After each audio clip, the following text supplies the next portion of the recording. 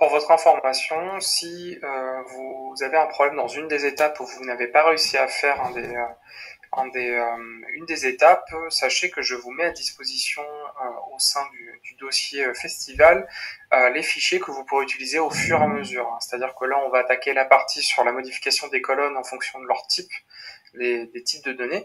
Et bien ici, je vous ai mis à disposition le fichier Power BI qu'il faut avoir. Donc évidemment, si vous avez suivi tout depuis le début, vous n'avez pas besoin de l'utiliser, mais seulement dans le cas où vous attaquez une partie en ayant sauté une autre, vous pouvez repartir de ce fichier-là et tout sera prêt pour suivre. Les retraitements ont été faits, etc. Et donc je vais aller compléter au fur et à mesure. Alors là, il y en a qu'un, il y en aura d'autres évidemment tout au long du cours pour que vous puissiez les réutiliser. Alors quand vous allez ouvrir ces fichiers, vous allez avoir un problème au niveau de la source des données. Vous allez avoir une erreur où il va vous indiquer qu'il ne reconnaît pas la source du fichier. Alors pourquoi? Eh bien parce que moi, ce que j'ai sélectionné, c'est des dossiers qui sont dans des chemins qui correspondent à mon ordinateur.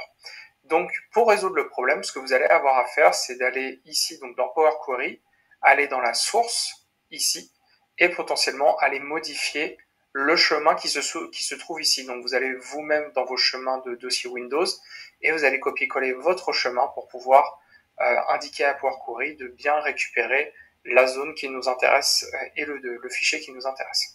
Et ça pour chacun des fichiers qui seront présents.